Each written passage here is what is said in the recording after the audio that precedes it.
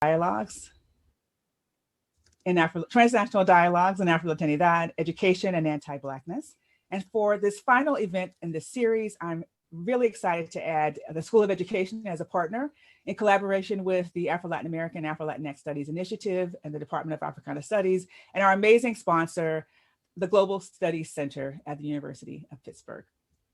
The initiative's mission is to raise the level of scholarly exchange, student education, and public knowledge about the African diaspora in Latin America and the Caribbean and their diasporic communities here in the US. And given that we've had nearly 900 total registrations over these past 3 webinars, I think we're definitely raising the visibility of Afro-Latin American and Afro-Latinx histories and communities. And because of the support, we plan to continue this series next year. And because so many of you wanted to learn more about our presenters, we are launching a Dialogues in Afro-Latinidad podcast, and it'll feature interviews with the scholars, as well as writers and artists and community leaders. So let's see. Lastly, I want you to know that we would welcome all of your questions. You should put them in the Q&A box and not in the chat. That'll be a way for our moderators to really focus on those. And on that note, let me introduce our co-moderators. We have Mr. Christian Alberto. He serves as the Director of Admissions at SUNY Optometry in New York City. He joined SUNY over 6 years ago as a social media and inclusion intern, where he was tasked with promoting awareness and insights on the profession of optometry to racially minoritized populations. Mr. Alberto continues this work, but now oversees and is responsible for the admissions and application processes at the college, where he is committed to ensuring an equitable and inclusive process for all. He has a passion for serving students and providing them with the resources to achieve their goals. Mr. Alberto is currently a Doctor of Education candidate at the University of Pittsburgh School of Education, focusing on recruitment strategies for growing the racially minoritized student pipeline in optometry schools. He holds a master's degree in higher education administration from the from City University of New York, with a background in psychology. So welcome, thank you for joining us today as the co-moderator. And second, we have Dr. Gina Ann Garcia. She's an associate professor at the Department of Educational Foundations, Organizations, and Policy at the University of Pittsburgh. Her research centers on issues of equity and justice in higher education, and with an emphasis on the experiences of students, administrators, faculty, and staff within Hispanic serving institutions, and the ways that race and racism have helped shape the experiences of minoritized groups in higher education. Dr. Garcia has made numerous presentations at national conferences and co-authored multiple publications in top journals. She is the author of Becoming Hispanic Serving Institutions, Opportunities for Colleges and Universities, published by Johns Hopkins University Press in 2019, for which she won the American Association of Hispanics in Higher Education Book Award for 2020. She is also editor of the 2020 anthology, Hispanic Serving Institutions in Practice, Defining Servingness at HSIs. And in January of 2021, most recently, she was awarded the Iris Marion Young Award for Political Engagement for her tireless work to amplify and empower Latinxes at the University of Pittsburgh and beyond. I'm delighted to have both Gina and Christian here to moderate this session. And on that note, I will hand things off to them to introduce our first set of presenters. All right. Hello, everyone. My name is Christian Alberto. Thank you, Dr. Reid-Vazquez, for the generous introduction. And of course, to my advisor, Dr. Gina Garcia, for inviting me to this important conversation. I'm both happy and humbled to be here today with our esteemed group of panelists. We have a treat for all of our viewers here today. And I have the honor of introducing our first presenter, Dr. Soyseri del Moral. And Dr. Del Moral is a professor of American Studies and Black Studies at Amherst College, a historian of Puerto Rico, the Caribbean, and Latin America. Her current book project, titled Street Children, Crime, and Punishment in Puerto Rico, takes a close look at the history of street children and incarcerated youth at mid-century. Her first book, Negotiating Empire, The Cultural Politics of Schools in Puerto Rico, 1898 through 1952, explored the history of teachers, colonial education, and Americanization under US rule.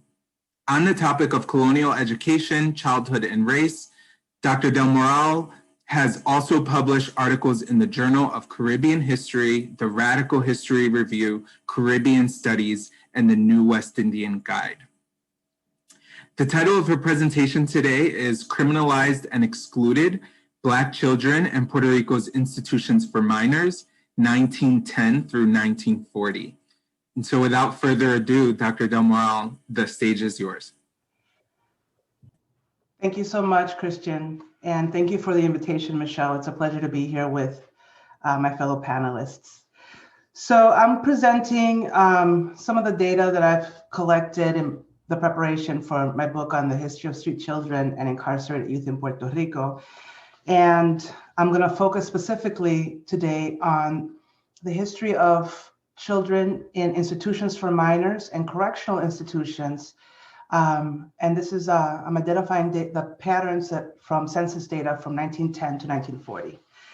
And I'd really appreciate all of your feedback, of course. Thank you. So these first decades of the 20th century in Puerto Rico were specifically periods of increasing homelessness for the children of the island.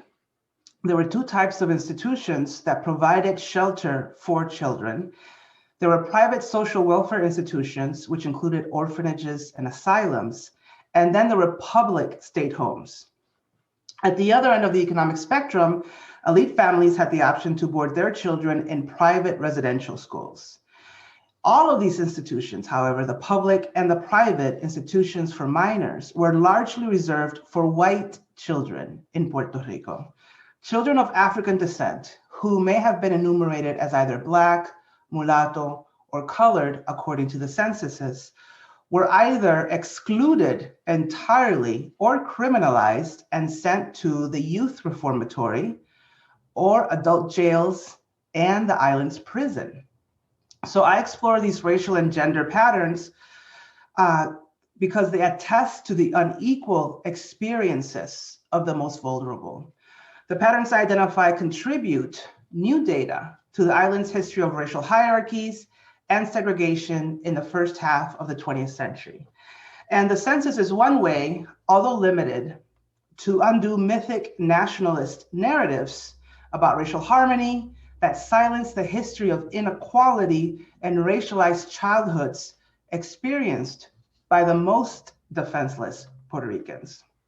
So let me just say that in the first half of the 20th century, public institutions were severely underfunded, overcrowded, and understaffed. Capacity was very limited compared to the demand for admission, and buildings and grounds were in very poor and unsanitary conditions. While the legislature gradually improved funding to public institutions decade over decade, as they gained awareness of the conditions in which children and adults were forced to live, it was a protracted process, and institutions never received the funding required to meet their educational and rehabilitative goals or to meet basic sanitary standards. The number of institutionalized children and the demand on staff and facilities, however, continued to expand decade after decade alongside the growth in population, especially the population of children on the island from 1910 to 1940.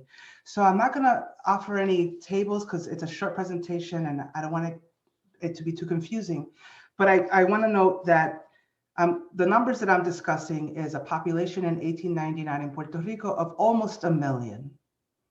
And by 1940, that population had doubled to almost 2 million, almost. And within that population, the only two numbers that I want you to remember is that in 1899, about 38% of the population of Puerto Rico was considered colored, was the term that was used. That means that they were either mulatto or Black combined. So that was in 1899, 38%. And then by 1940, for many reasons that we can discuss during Q&A that many of us are aware of, the population of colored or Black and mulatto Puerto Ricans drops to 23.5% of the population, okay? So overall, those two are the percentages that matter because when I say overrepresented and underrepresented, it's relative to that number. And the number of children in school was about 700 in 1910 only, and it doubled to about, or more than doubled to 1,600 by 1940. So the number of children in the institutions that I'm referring to is very small. Okay. And I just want to say that while I'm discussing the opportunities of children to reside in public state homes or in private orphanages and shelters, this was a lifeline for many of the children who needed it most. But it was not necessarily, however, a space where children were protected from abuse and neglect, okay? So I'm just gonna identify the four main conclusions of the data that I've gathered for those four censuses in the first half of the 20th century by race and gender. So the census data show that while some children were able to take advantage of residential, social welfare, and school options, however limited, others instead were excluded and criminalized. My first conclusion, the majority of children institutionalized in public state homes for boys and girls and private orphanages, shelters, and asylums were white. The majority of the population was white, but it's an overrepresentation.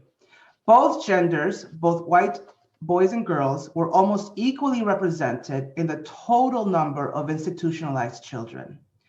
And almost half of institutionalized white girls, the white girls, were living in private orphanages, shelters, and asylum. There's an assumption that private is better than public when it comes to institutions, and that was the realm and experience of white girls in particular in Puerto Rico. Conclusion number two is about the story of colored children, both boys and girls, and that is a story of exclusion. The boys in particular followed a very specific pattern. First, they were the third largest group in institutions for minors. So there were majority white girls, then white boys, then boys of color, combination of mulatto and black. However, the only institution for minors that admitted colored boys were public ones.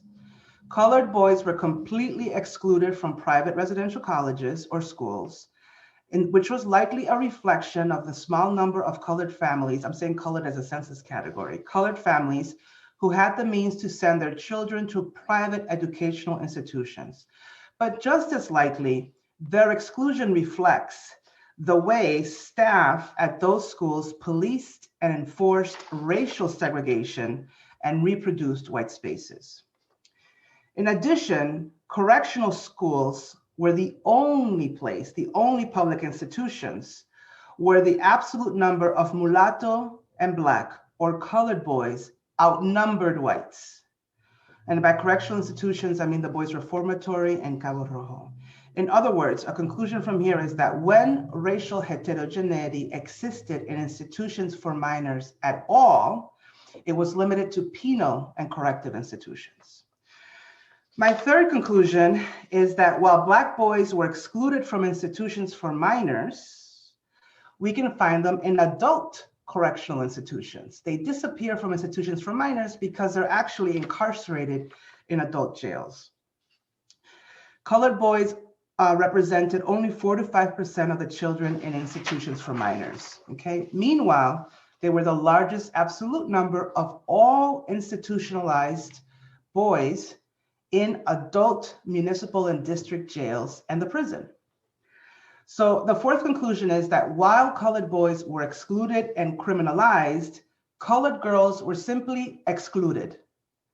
Colored girls never represented more than 3% of all the institutionalized children. And remember, the population went from 38 to 25%. Colored girls were less than 3%. And for those years, when we have distinct numbers for mulatas and negras, we can make a distinction. We find that the negras, the Black girls in particular, represented less than 2% of all institutionalized children. So now the census data, we also know that the girls who were part of that minority population could not turn to the state or private entities for refuge. They may simply have been on their own, whatever that meant. It is possible that some Black girls had the opportunity to move in with extended family when necessary, or that they found employment as colocadas in private homes or small businesses. A colocada was a child who provided labor in exchange for shelter and food. But evidence of this option is lacking for Black girls.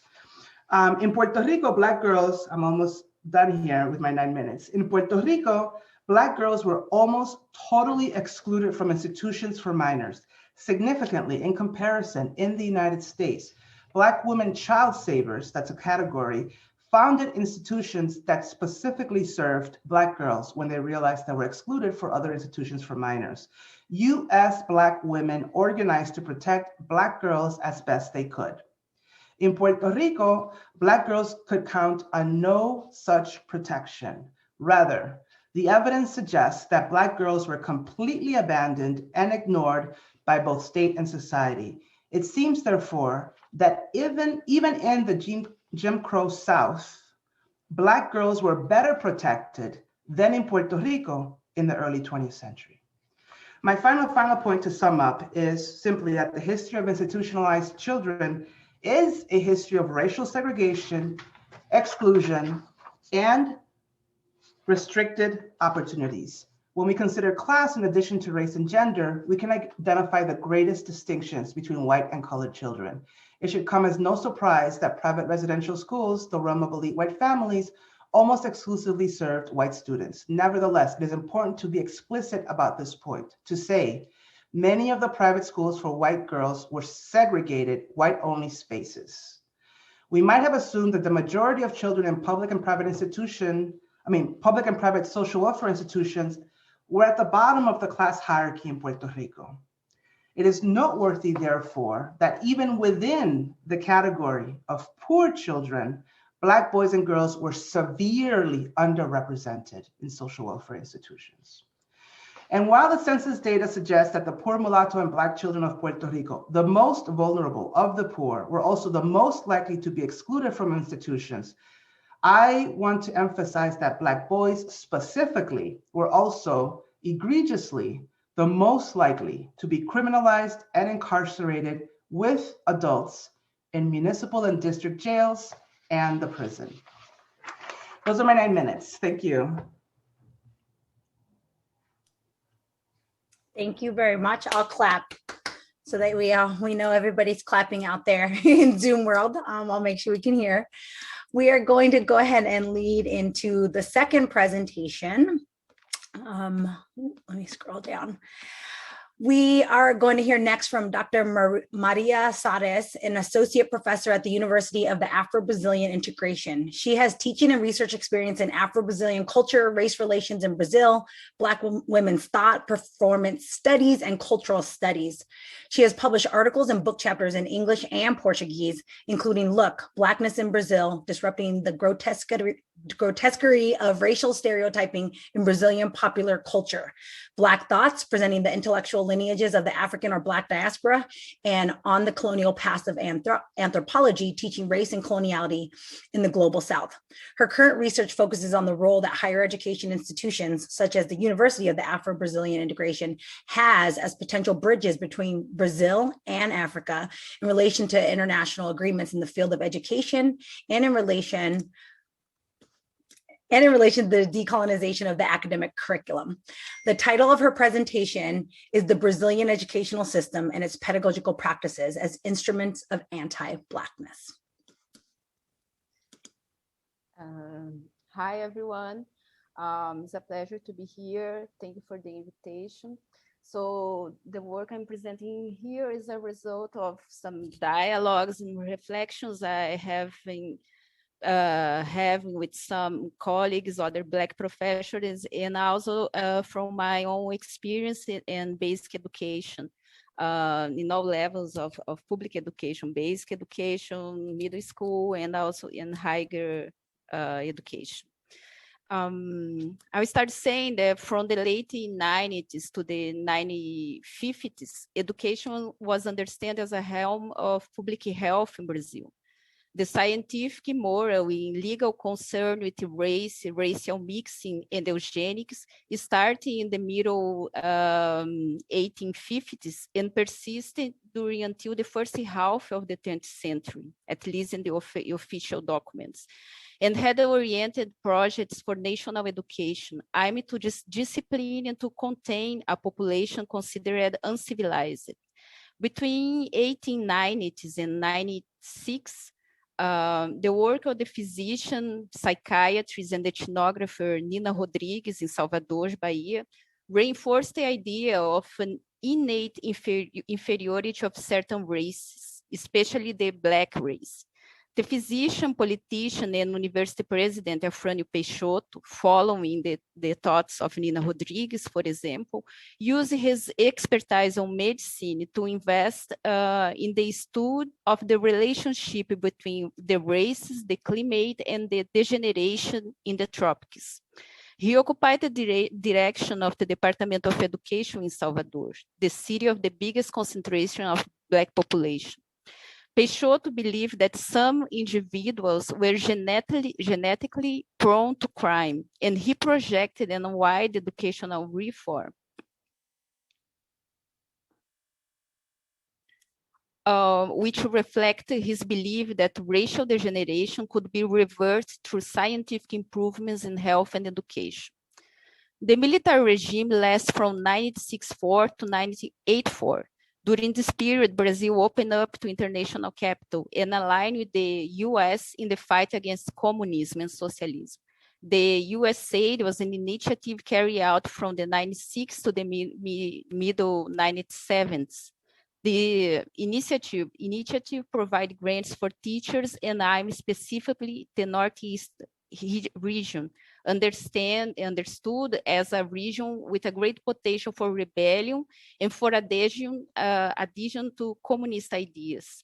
The main goal for public education in this period was to prepare lower class to the industrial employment by providing them the elementary and technical education. As a counterpoint, some segments of the Catholic Church, aligned to Marxist perspectives, carry out initiatives to ameliorate the conditions of population in rural areas and in the favelas, with paying special attention to the education of adults. Paulo Freire Methods for the Education of Adults is an example of these attempts for a more reflexive, critical education. His projects to educate rural works got him detained during the military dictatorship due to the critical content of his reflections on the oppression, exploitation, and violence in the farms.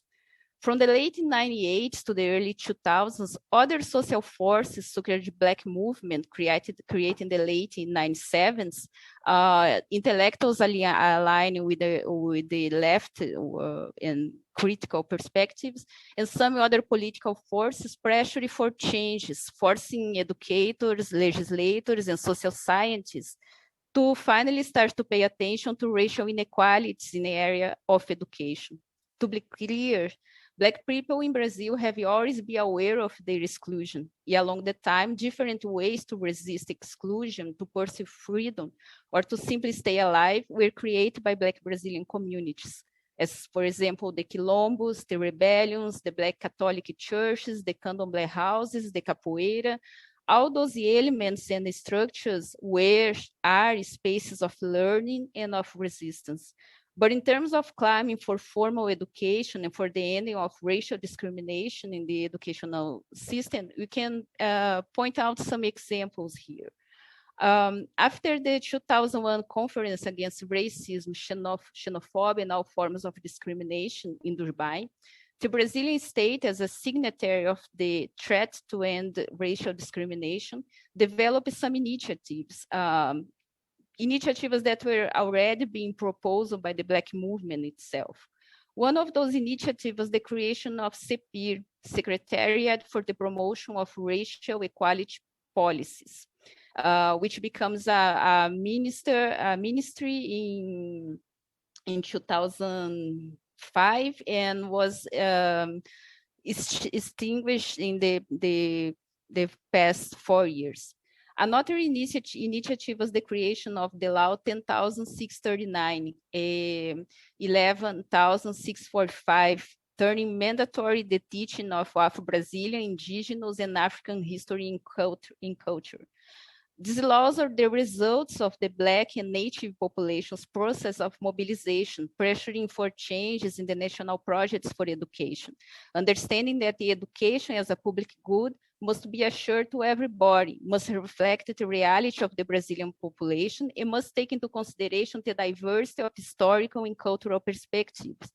In that way, the Ministry of Education, the CEPIR, and the NEAB, Afro-Brazilian Study Centers, among other social actors, produced relevant material during the period from 2003 to 2010. I'm in the formation of educators and pedagogical and the creation of pedagogical material to be applied at the public schools, especially. Another steps towards assuring racial equality in higher education was the adoption of affirmative action in higher education.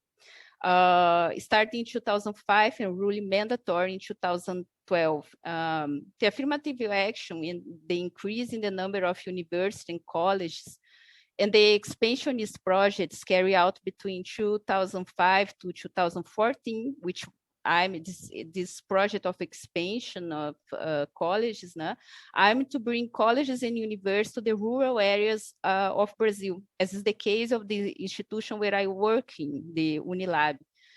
The landscape of higher education institutions in Brazil had changed.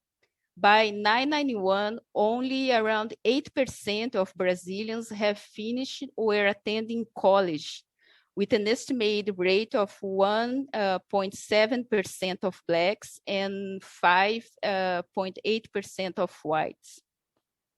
But the difference between Blacks and whites that are attending or finish college education shows that you have a long way to go, especially when they look to the numbers in elementary school and middle school. So I would like now to present, to share here some.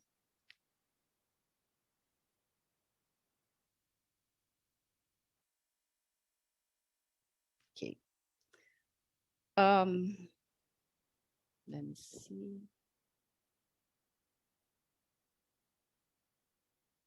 So here we have the census from 2010. The census is done every 10 years. We didn't have in 2020 due to the COVID situation.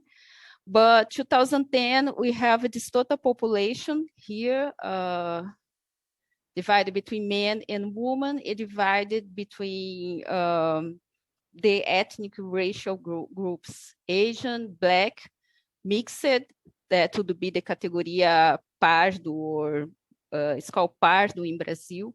And Black and mixed compose the racial category negro.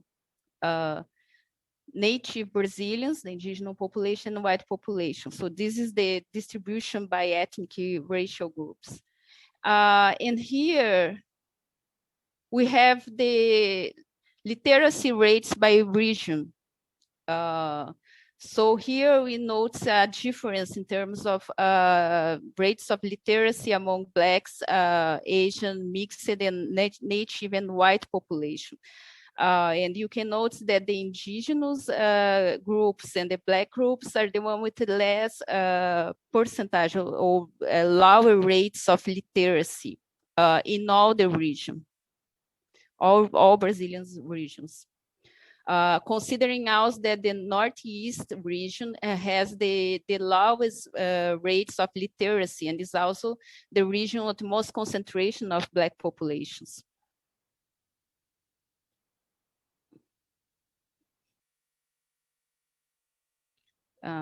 Here I can share in another moment, but here you have a map of the national illiteracy rates. And here you have again the Northeast region that has the higher concentration, as I say, the Black population, has a illiteracy rate of 14.8%. Following by the North region has the bigger concentration of native population. So that's what I would like to share. I have other things that show in these slides are different periods and national projects for education that the Brazilian state carry out along almost 1 century. Okay, so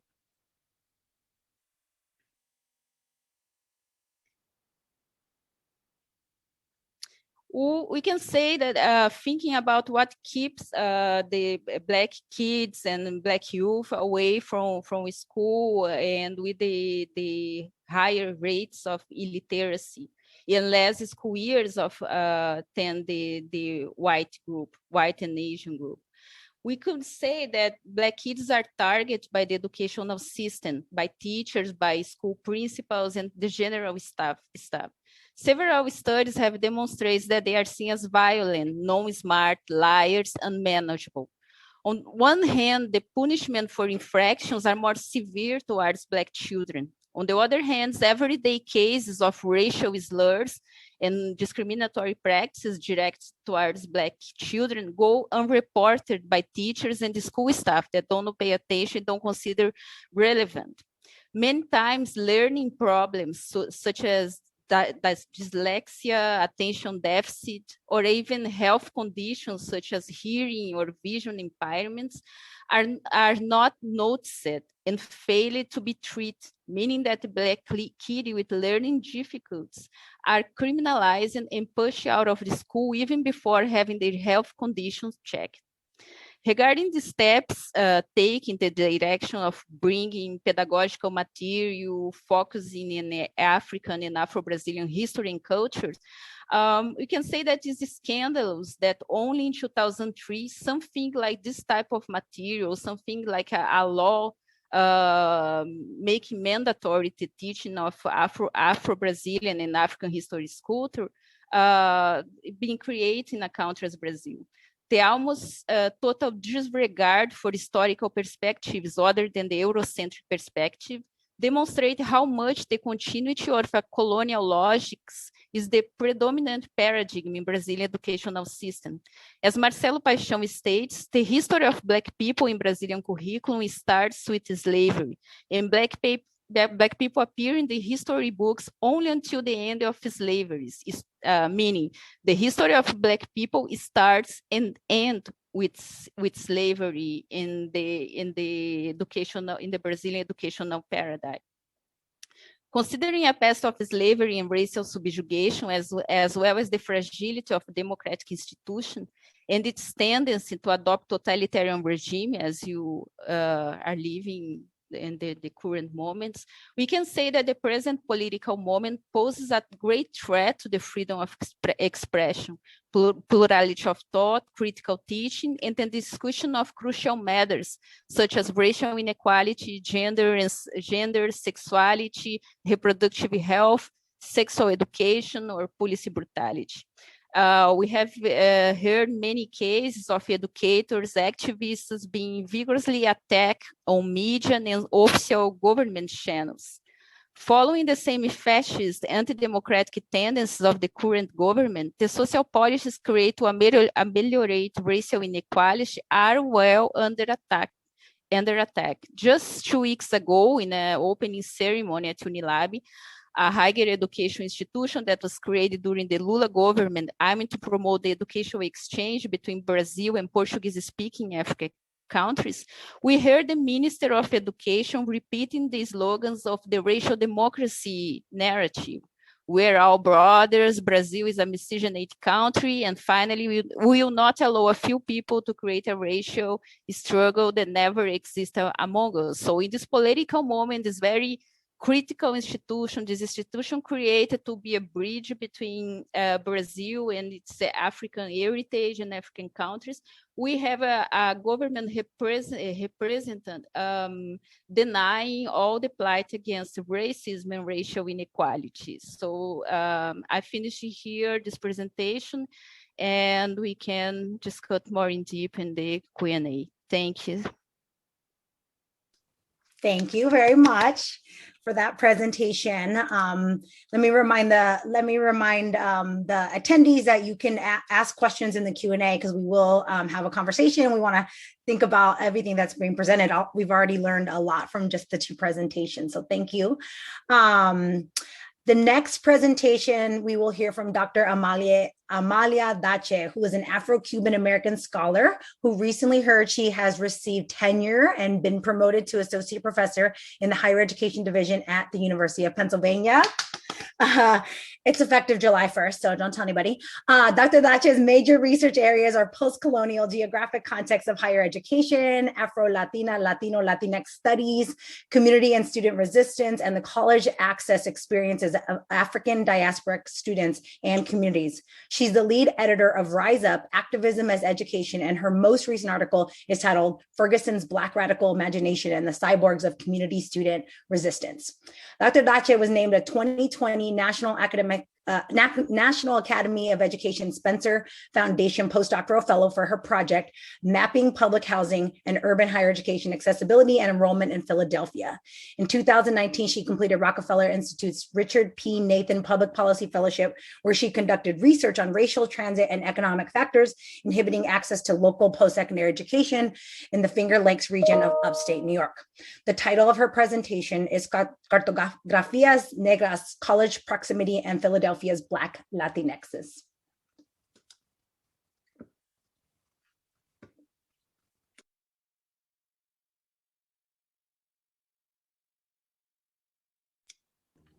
Okay, can everyone see the slide, the first slide? Okay, good stuff. Yeah. Okay, so thank you all so much for being here. And of course, thank you, Gina, my sister scholar, for the wonderful introduction. I also want to thank my team who helped me put together the thoughts and thinking and data behind some of the mapping that we've been working on for the last couple of months. So I want to thank my team, Jonathan Sun, Astrid Pickenpack, and Pooja Patel, who've been working really hard, cleaning lots of census data and data to do some mapping that's very important and needed for the work that we're doing in Philadelphia and also on Afro-Cubans and Cubans higher education experiences. So thank you, Gina, for talking about my NAAD Spencer project. So some of the work that's from this presentation today came out of understanding issues of access and proximity for Philadelphia residents. But I wanted to actually learn about the national context and the state context, because when I began doing research on just the Afro-Latinx population in the United States and across the state of Pennsylvania, it was very minimal amounts of research and data on this population that were actually geocoded and mapped. So we do know that the Pew Research Center has a survey, and it has done research on the Afro-Latinx population in the United States. But what we don't have is actual map data of these populations across the United States, and in particular states and within cities. So I want to also mention that the work of Logan in the Afro-Latino Reader, we all know the Afro-Latino Reader, that is like the Bible of Afro-Latinx studies within the United States. That 2010 book was essential for me in thinking about census and demography for Afro-Latinx populations. So Logan's essay on how race counts for Hispanics in the Reader provided some findings on this population's data. So we do know that from 1970 on, Latinos and Latinx have been able to identify as both an ethnic group and a race. We also know that only 50% of the population actually identifies as both. Pew also found that the population of Latinx people and Hispanic people, and of course I'm using Hispanic, Latino, and Latinx all interchangeably today. So Pew actually finds that only 24% of Latinx and Hispanic people identify as Black. So we also know from Logan's work that Black Hispanics live closest in proximity to Black and Hispanic neighbors. There's also evidence of this in Philadelphia, which I'll talk about a little bit towards the end with my last map. We also know that Puerto Ricans and Cubans and also Dominican are the highest, the groups of the ethnic groups that tend to actually state that they are Black and Hispanic and both. And we also know that the Puerto Rican population in Philadelphia and Pennsylvania is one of the highest of the Latinos within the state. So in the following maps, I'll use both percentage of Black Latinos out of the total Latino population as a descriptor and the frequency counts of actual individuals residing in the United States. For colleges and universities in the state of Pennsylvania, there's two state systems. There's PASHE, which is the public institutions, and then there's a community college, the Pennsylvania Commission on Community Colleges, which is another 14 community colleges. So there is no Pennsylvania higher education system, like for example, the SUNY system in New York or community college system, but there are commissions that bring different types of community college systems and state community college locations and organizations and institutions together, but they're not a system. And it's also the same across the state. There's public institutions, but there's not a public institution state system, like the SUNY system or like in California, the CALS and the UC systems. So what do we know about the Afro-Latinx population in the United States and also in the world, right? So we do know that Pew has done data on, has collected some data on the Afro-Latin American population. And we know that Latin America, the Latin American colonial period, in that period, there were 15 times more African slaves that were taken to the Spanish and Portuguese colonies than the United States. We also know that 130 million people of African descent live in Latin America, and it makes up a quarter of the entire population. And so Doctora Soares' work on Brazil is very important and contextualizes the Afro-Latinx population in the United States. But what's really interesting about Brazil within these data is that Brazilians actually for the US Census don't count as Hispanic. And so they're not actually in the Latinx numbers. And I find this is because the Brazilian population trended to be more present in the US after the 1990s. And so they have a very different particular migrant history than, for example, Cubans, Dominicans, and Puerto Ricans that were highly present during the early 20th century and mid 20th century. Okay. And as you can see here, the number of Afro-Latinx people in the United States are 1,640,000. And in Pennsylvania, it's 67,000. And in Philadelphia, it's 20,000. So when looking at the map here, we actually have the frequency. So this is actually the numbers of individuals that identify as both Hispanic and Latinx Black. And here are the frequencies. And so what we find here is really interesting because you may say like, well, okay, it looks like they're highly concentrated in areas where there's high urban population. So of course, population density actually it attracts this population because of their migration histories. Also in Puerto Rico, if you look at Puerto Rico, you can see that there's census tracts that are, there's county and census tract data that actually show higher concentrations of those who identify as Black. And you can see it also across the other areas that are urban centric. What's different from the African American and Latinx populations on their own is that African Americans tend to actually be very concentrated in the southern part of the United States and also in the Northeast, whereas Latinx populations tend to be highly concentrated in Texas and the Southwest. So Afro-Latinx people have a different pattern, again, really following population density in urban areas. So they are quite different than African Americans and Latinx populations when you look at them alone. So here we have the population when we're looking at percent. So what this map shows, the percentage of Latinx people or Hispanic people who identify as Black, right? Because we only know 24% identify as Black. There is others, right? Other parts of this population that's not identifying. So this is actually the population that's identifying as Black and Latinx. When you look at their percentages of this population, you can see that they're highly concentrated in the Northeast and also on the East Coast and in the southernmost east part of the United States.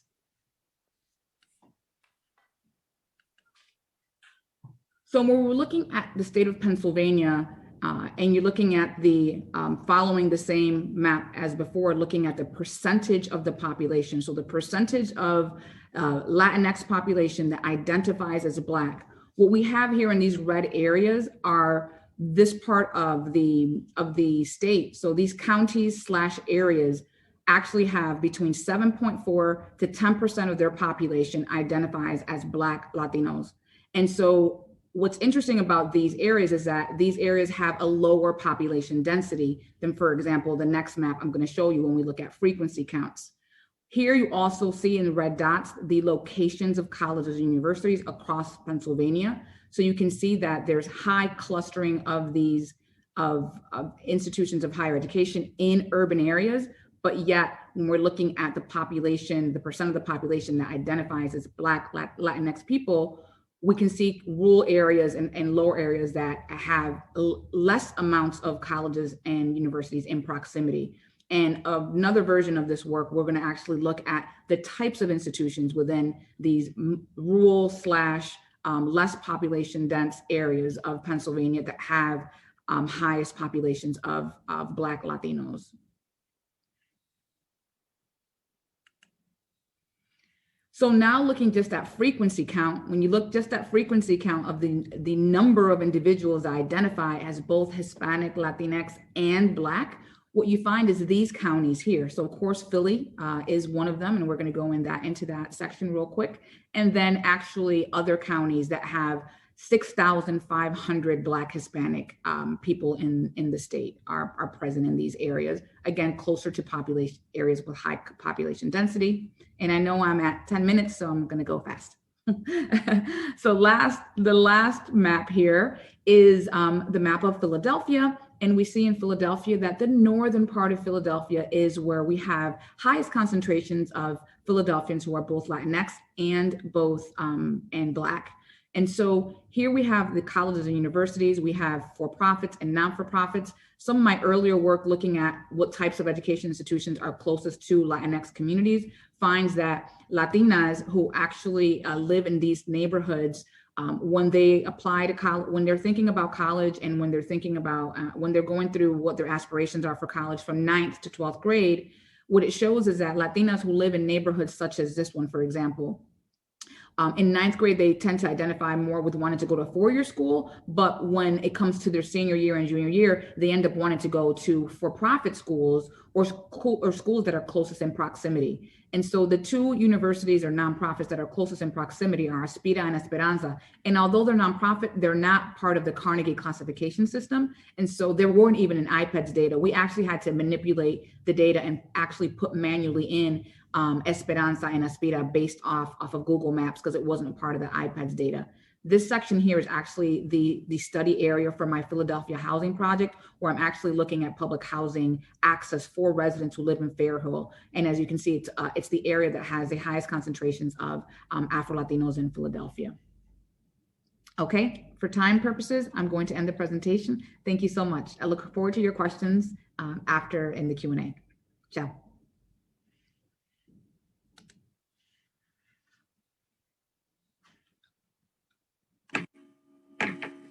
All right, I'll keep the clapping going as Dr. Garcia started. Thank you so much for that wonderful presentation. And our final speaker for the day will be Dr. Dalia Antonia Caraballo Mueller, who is a bilingual, multicultural, multiracial researcher and educator. Her twin passions are the study of the African diaspora in Latin America and the Caribbean, and the study of transformative learning models in higher education.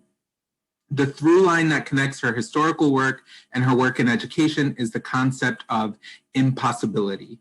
She researches Black intellectuals in the early 20th century Cuba who thought at the limits of the possible as they staked claims to rights, dignity, and equality. In the classroom, Dr. Caraballo Mueller invites her students to stretch their minds and think at the limits of the possible in order to dream up new and more just futures for our ailing world and planet. While she is committed to opening minds and opportunities for all her students equally, supporting Black and Brown student success is core to her personal and professional mission. Dr. Caraballo Mueller is author of Cuban Immigrants and Independence in the 19th Century Gulf World, published by UNC Press 2017. The title of her presentation today is Unlearning Anti-Blackness. Dr. Caraballo Mueller, the stage is yours. Thank you. Thank you very much. I want to just start by thanking the organizers, my co-panelists, as well as all of those attending. All right, I want to begin my portion today by sharing 3 reflections on anti-Blackness by writers and theorists of the diaspora. In his crucial text, Silencing the Past, Power and the Production of History, Michel Rolfe-Trouillot describes the Haitian Revolution as, quote, unthinkable even as it happened. The revolution exceeded categories of understanding, challenging, quote, what the West told itself about itself, and laying bare a pernicious myth of white and Western superiority. Moving from history as past to history as practice, Trouillot asks, so, quote, how does one write a history of the impossible? In his classic text, Poetics of Relation, theorist Edward Glissant writes of the slave ship as a womb abyss, paradoxically generative of death and new knowledge. Quote, the absolute unknown projected by the abyss and bearing into eternity the womb abyss and the infinite abyss, in the end became knowledge, end quote. This knowledge is what Glissant theorizes as relation with a capital R, a way of knowing that rejects rootedness and discourses of purity and origin, embracing instead the potential of horizontal and enmeshed rhizomatic connectivity. In the Wake on Blackness and Being, Christina Sharp invites her reader to recognize that, quote, we live in the knowledge that the wake has positioned us as no citizen. The knowledge of this position avails us particular ways of re-seeing, re-inhabiting, and reimagining the world. I want in the wake to declare that we are Black peoples in the wake, with no state or nation to protect us, with no citizenship bound to be respected, and to position us in the modalities of Black life lived in, as, under, despite Black death, to think and be and act from there. I start with these 3 quotations because they are central not only to my scholarly work, but also to my pedagogy, a pedagogy that seeks to expose and uproot anti-Blackness and help students begin, or continue as the case may be, the arduous and ongoing process of dismantling white supremacy, brick by brick and thought by thought. I am an historian of the 19th and early 20th century Latin America, concerned with the history of displacement and of displaced peoples, as well as the ideas and identities created in and through displacement. My first book, Cuban Immigrants and Independence in the 19th Century Gulf World, focused on the transnational exile experiences of multiracial working and middle-class Cubans who were forced to flee Cuba during the lengthy independence wars. My driving motivation in the work was to explore Cuban political identity formation in the context of displacement from Cuba and emplacement in and in between Mexico and the United States. My second and current book project builds on my interest in politics, identity, and transnationalism, but centers on Afro-diasporic world-making politics and practices in Cuba. The book explores the futurist visions of formerly enslaved or indentured African-born and African-identified persons who articulated a radical view of post-emancipation life, the future, so inconceivable to their interlocutors that it could not be understood. Indeed, it was unthinkable because it exceeded available epistemological categories. It is not so much that the words and concepts were incomprehensible, rather that the future, which those words and concepts invoked, was unimaginable. Lack of scholarly attention to this history suggests that the liberatory visions of African-identified persons in Cuba at the turn of the 20th century remain inscrutable to many historians as well. I was there. I held on to the documents containing this remarkable history for a decade and a half before I figured out how to approach them. And when I did, I made a choice.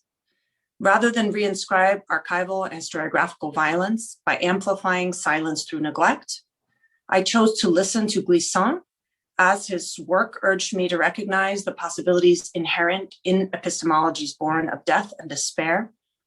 And I heeded Sharp's call to refigure the wake in its triple meaning, as a locus of mourning, as a disturbance, as a rousing, in short, as a place not only generative of new knowledge, but also always a locus of action. For Triot, Glissant, and Sharp, being unseen, inscrutable, impossible, denied, displaced, devastated, dislocated, physically and psychologically, is not to be defeated. Far from it. New cloth can be woven from strands of bitter experience, and from that cloth a sail. And standing in our boats at the, quote, bow, there is something we still share, Glissant writes. We know ourselves as part and as crowd in an unknown that does not terrify. Our boats are open and we sail them for everyone. So I ask, what would it look like to develop a pedagogy from the wake, from the womb abyss, from the edges of the thinkable, from the realm of the impossible? With my own ongoing decolonial and decolonizing experience in mind, and the current historical moment we are living here in the US and globally weighing me down, I resisted the temptation of despair and redoubled my efforts to struggle in my own way and in my own sphere alongside my colleagues and with my students against anti-Blackness, against the idea of capital M, man as human, and all the exclusions that flow from this idea, and toward an understanding of, quote, being human as praxis, to quote again, Sylvia Wynter. Education is an inherently optimistic field. Those of us who dedicate ourselves to it honestly and earnestly do so because we believe change is possible, because we believe that changing how people think is possible, and more than that, because we believe that changing how people think about how they think enables them to think differently about who they are, about who they could be, and about how they should be in this world. Over the last 3 years, I have poured much energy into establishing a learning project and a methodology that I call the Impossible Project. The Impossible Project seeks to upend the classroom and its traditionally structured relationships entirely. The project invites students to think at the limits of the possible together to address a large-scale, complex global problem in a short amount of time. In truth, however, the project is not centrally concerned with the solution to the problem that participants generate. Excuse me 1 second. Hold on, sorry, one moment, lost my, The search for a solution serves as a bridge for those of us who are not strong swimmers and who need support to make the mental crossing that the project requires. For those of us at home in the sea, solution finding serves as a flotation device calibrated to buoy us when our mental legs are tired. The Impossible Project is at core about process rather than product, and centering process while decentering product is hard. Centering the process of learning together, which often entails unlearning together, of shared exploration, co-creation, and productive struggle, the Impossible Project attempts to help learners, including, and perhaps especially educators, to change how they think with the hope and intention that changing how people think about themselves, their fellow humans, and the earth we inhabit, along with all of its living things, will enable them to identify a new beginning, a new point of departure, a new perspective not already predetermined by the ways of knowing we have inherited. The Impossible Project classroom is always flipped. That is the student's lead. Class members, the professor included, are invited to bring their whole selves to the space of learning, which we share and care for together. The professor recognizes her power and is transparent about that power. While students lead, the professor takes seriously the work of mentorship and guidance, providing support to learners through a difficult journey.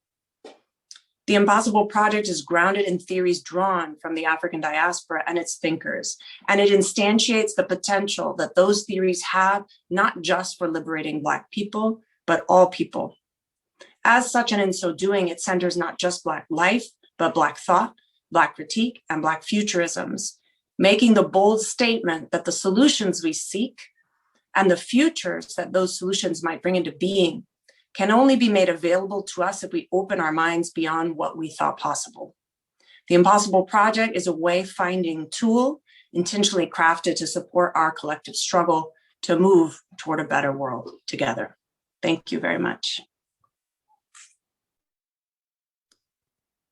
Thank you for that final presentation. Krishna, are we going to clap?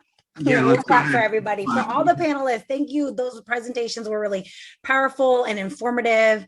And I'm sure we have lots of questions, but we are going to start actually with our own questions for the panelists, and then we'll move to the Q&A. So feel free to continue to add questions there. So the first question, and anybody who wants to jump in, go ahead. The first one is, what important connections do you see among today's topics, which was education and anti-Blackness?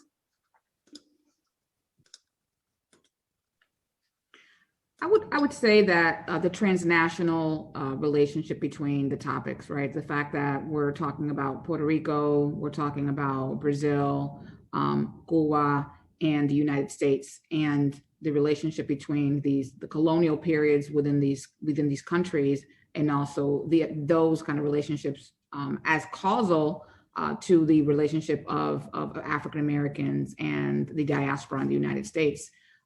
I think it's also really relevant to make note of the fact that the colonial experience in these countries was a precursor to the Black experience in the United States. So 1619 is very, very popular, and it's a very important time period for African Americans. But I think it's also really important to identify the fact that in 1522, Blackness and negritude was defined in Santo Domingo, and those colonial experiences actually propped up the economic systems of the United States that began within the colonial experiences of Africans in the West Indies and the Caribbean.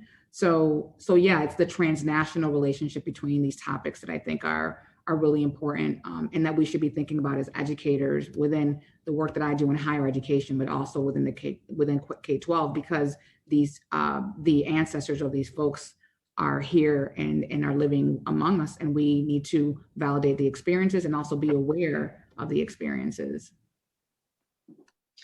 I could jump in really, really quickly. I would just I would affirm that point about the transnational, what this panel highlights, and the transnational nature of both of the two topics separately and together. I have a very short answer to this question that opens up to a potentially much longer conversation, but we have so many questions, and hopefully some from the audience as well. But linking anti-Black education and anti-Blackness, I started to think, well, how could I not see the links? It's so profound and so embedded. So the connection is so embedded in our institutions, in our practices, in our classroom, and pervasive in our ways of thinking, again, that are institutionalized. So really it's sort of wherever you throw a stone, you can start doing that work of uprooting and unrooting and challenging anti-Blackness within our institutions, K through 12 all the way up through college. So it's sort of a question of where you want to start, in my opinion. I would like to say some things. Something also is that to me, some of the connections is related to the struggle. I mean, the continuation of the struggle in a transnational level, like knowing that there is Black people in the African diaspora trying to challenge the coloniality of thought. I think that our educational system, they are based in a coloniality of thought, in a coloniality of knowledge. Which are the things that are important to be taught? Which are the things that a kid should learn? Which are the things that are important to have in the college education. So it's important to see that in Brazil, in Puerto Rico, in Cuba, in Ecuador, in the United States, there are Black educators. They are trying to challenge this coloniality of the very school system, of the schooling practices, because it looks to me that in many ways to be educated to be civilized, to be always means to distantiate ourselves of being Black or of belonging to our communities. It seems to have a continuity of this mentality in the all Americas, South America, Central America, North America. That's.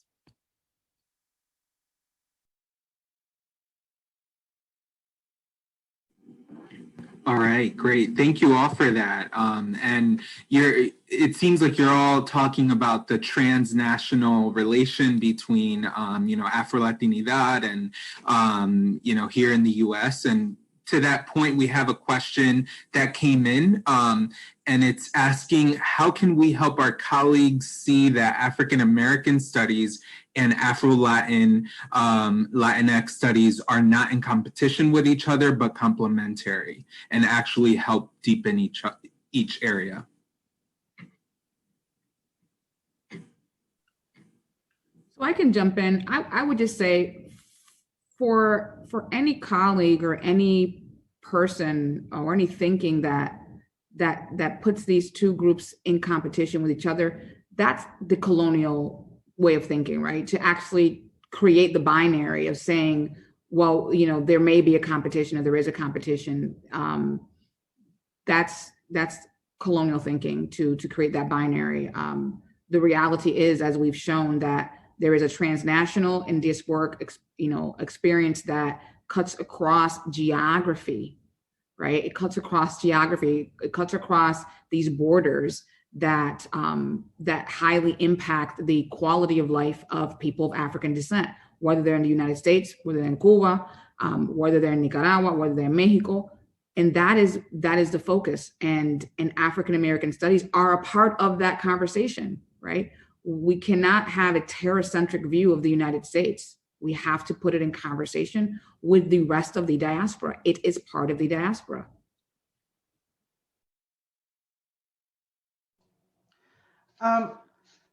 So I would add, I agree with everything Professor Dace said, and I would add that, in addition to the argument that they should not be placed in competition, I have to emphasize that a true understanding of both African American and Latinx history shows that there is no competition here in the way that you're imagining it, maybe, or that administrators and institutions imagine it.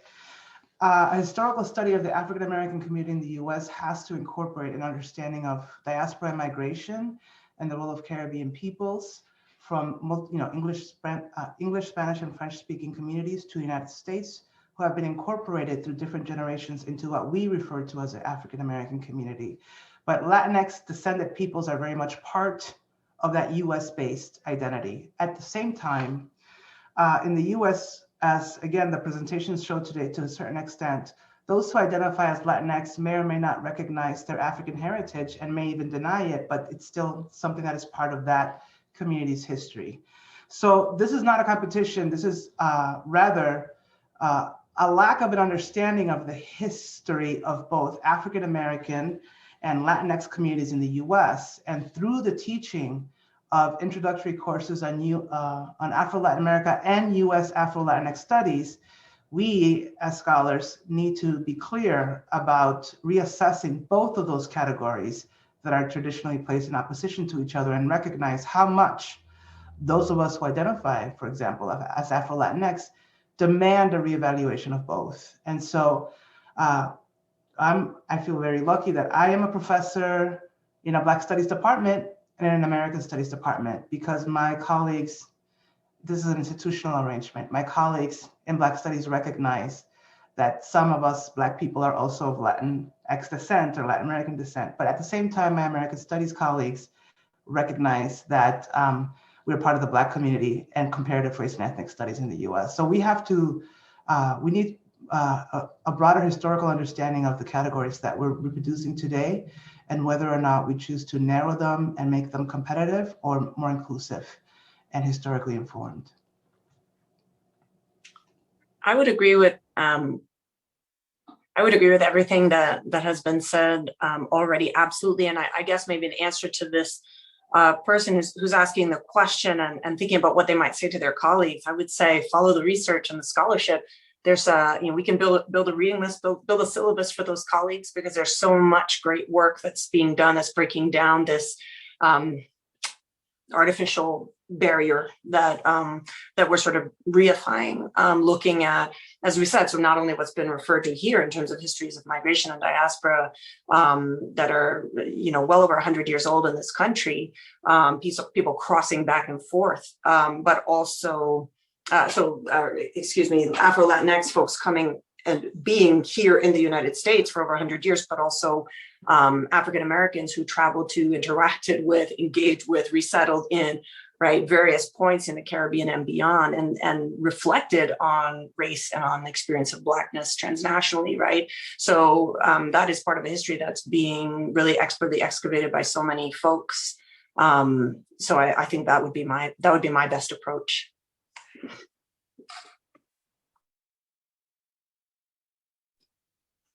Okay, so we're going to go ahead and merge a few questions together just for the sake of time, but I think they fit together. So thinking about practice, right? Like how can we put some of these things into practice within institutions of higher ed? And also there's a question about in high school even, right? Like going back even further, is like, do y'all have examples, like some more concrete examples of like maybe books or films or movies or particular things that we can share, pedagogical tools that we can share with both high school students and college students to help deepen an understanding of Afro-Latinidad and all the topics we've been touching on today. And it could go all kind of different directions. So whichever one of those pieces you feel like you can answer, go for it.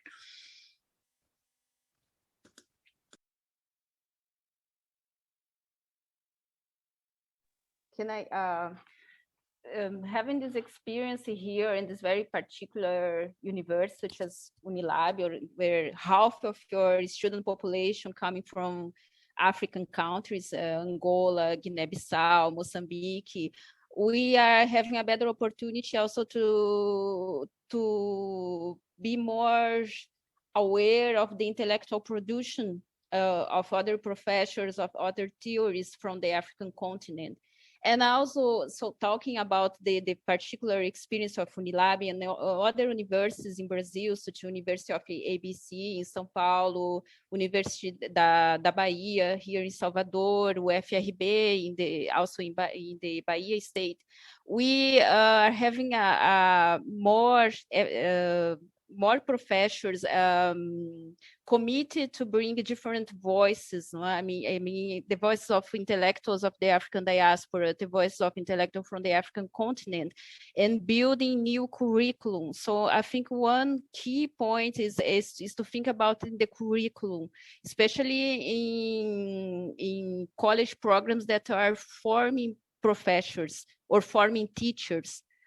Teacher for the basic education, professor for college. So is very important to think about the curriculum, to reformulate the syllabi, and other thing that it's appearing in the past 15 years in Brazil is literary movements carried out by Black people, by Black authors. So their inclusion as pedagogical material in the basic school, I think was a step forward toward discussing issues of racial inequality and also of Black identity in Brazil. So investing also in the formation of teachers is also a sensitive topic, that one that we, at least here in Brazil, we need to think carefully. How to, even if not all the universities are promoting changes in terms of curriculum, the inclusion of Black perspectives, Black authors, African intellectuals, to promote workshops or continued enhancement for this professional in the area of education, in making them more sensitive towards the discussion of racial inequality. So I think it's a few things that I can think in terms of the Brazilian case. I can go. I spend a ton of time a ton of time thinking about this, and with the Impossible Project work that I'm doing, I'm currently involved in 4 different collaboratives. One of them actually is a middle school project, or a K through 12 project focused on middle school students that are Black, Brown, and white, Black, and Afro-Latinx students in our pilot group, who are actually going to be engaging in a utopian world building activity via digital gaming. So I'm really, really interested in that, as it's undergirded or rooted in readings on Afrofuturism and Africana theory. So that's one K through 12 projects. I'm playing with a lot of experimentation in terms of not only the content that we give our students and how we work through that content with them, of course, we're already 2 spaces of action or activism I think are really important that we still need to do better with in all of our contexts, I would say, but I can certainly speak for the US, but also in the shape of our classrooms and the substance of our pedagogy. So I'm working on, courses that are built in computer science, across history and computer science, and are thinking about critical perspectives in racial justice and computing. I'm working on a project in arts management with master's students who are looking at decolonizing arts institutions, museums in particular. And so for me, what links all of those spaces is a commitment to really thinking about the experience of the classroom for all students, but really the experience of the classroom, especially for Black and Brown students, and how the experience of the classroom can be alienating. So what can we do as faculty to critically interrogate that, and then think about how we can change the classroom itself, as well as the relationships, power relationships within it.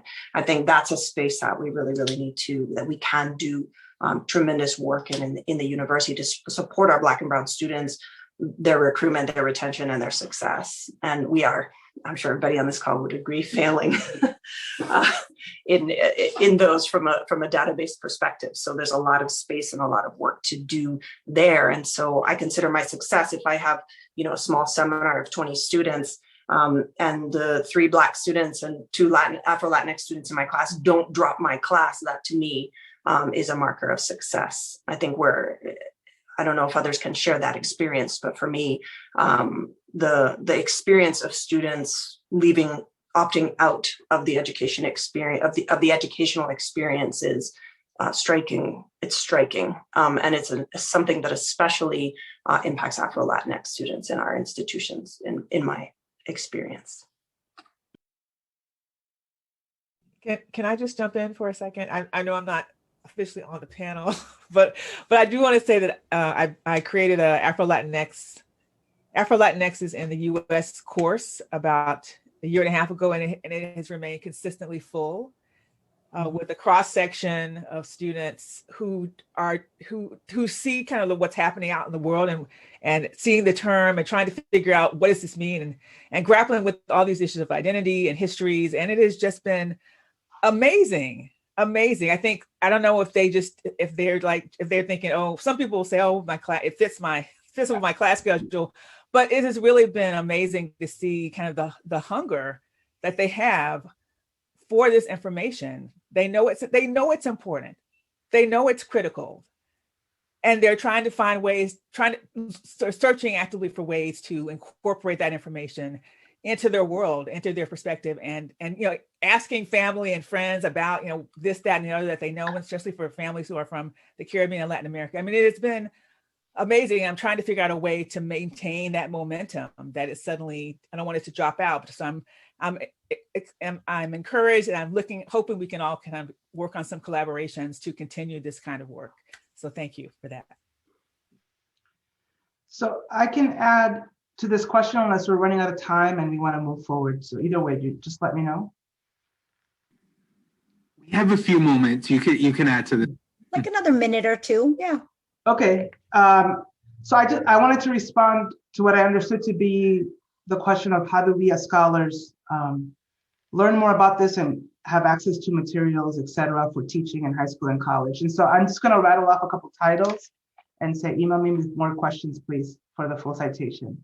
So I would say, in addition to requesting Michelle's syllabus, which I'm going to do as right now, as one of the, one of our entry points into the types of materials that we can use for this topic, When I teach Intro to U.S. Afro-Latin America or Intro to U.S. Afro-Latinx Studies, I have 3 books that I usually recommend, have recommendation or supplementary text that we may read excerpts from it, but I wish the students would just own these and have them in their house. And one of them, the first one is George Reed Andrews's History of Afro-Latin America, which is a standard text. The second one, however, is a more recent history of Afro-Latinx studies that is edited by George Reed Andrews and Alejandro de la Fuente. That is an excellent summary of US and Latin American scholarship on the topic.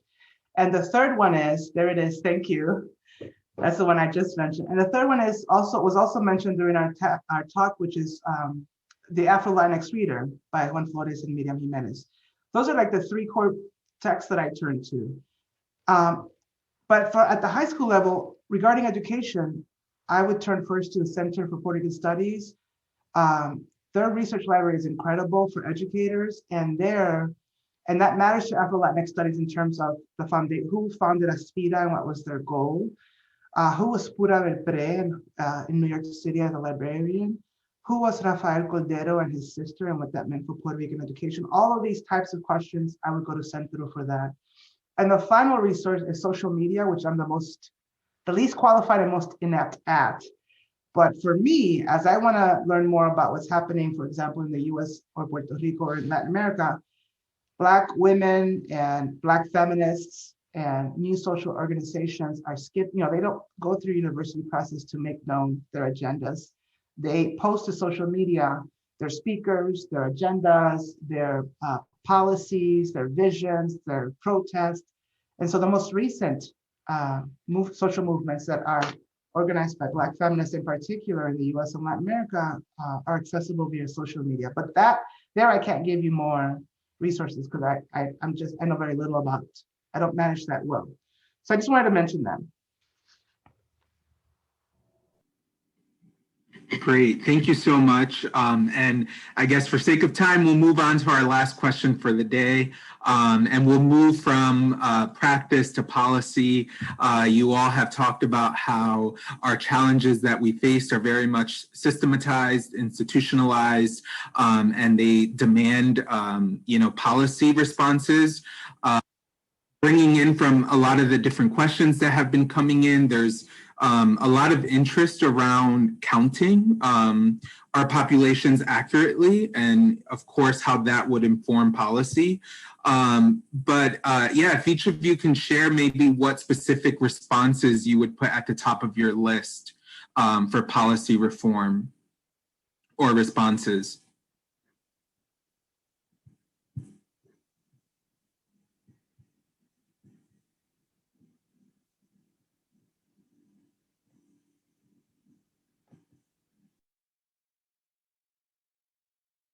I guess I can jump in if nobody's gonna take the first.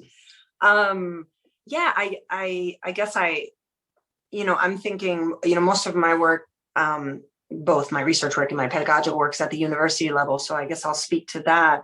I think we just need to do a better job both on recruitment, retention, and success for students of color, Afro-Latinx students of color generally, and faculty.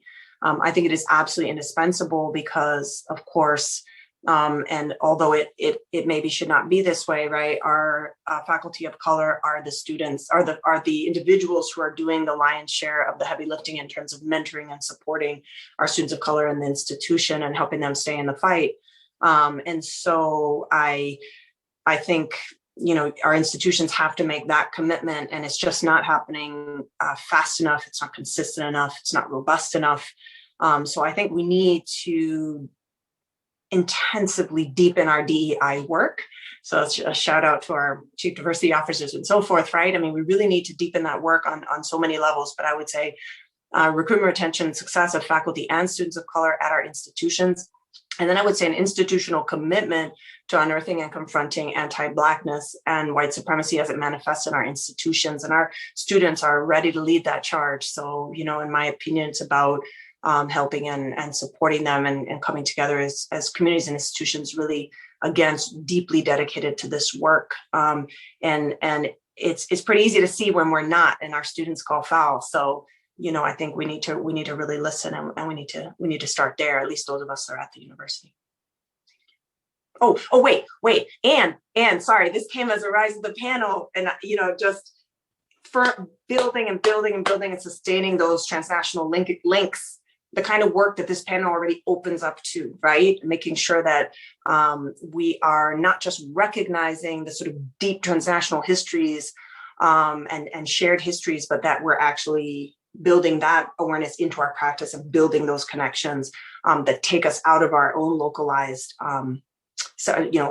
understandings of our own struggle, but then actually reaching out and building those solidarities across borders and keeping those alive. That work also needs to be done more and more intensively. And I would just add, just knowing, having an awareness of what data are available, and universities really starting to really complicate the data a little bit more. So for example, how they're collecting data. So at Penn, interestingly enough, I only count as Latinx, I don't count as Black. So how are we how are these institutions kind of setting up their data sets so that we can know like who is identifying as both Latinx and Black? So just the work that we've been doing on the census numbers, you know, that's been work that, you know, takes a while to clean up those data sets and figure out how to make sense of the data. And institutions of higher education, now we have to actually look at, you know, our institutions, you know, can we actually look at both these categories across the state, across institutions, to look at enrollment and retention? We don't know that for sure, because there's no mechanism that, you know, kind of like gives you a guide on how to collect your data so that you can do both and not just look at Black and Latinx. Like, you know, I feel like data scientists need to start kind of figuring out ways to help institutions, or institutions need to figure out ways to just being able to count how many people are present. Not that representation is the only thing I'm looking at, but just, we don't even know. We don't even know because we don't have enough data. So yeah, doing the work on just, you know, data collection and data availability.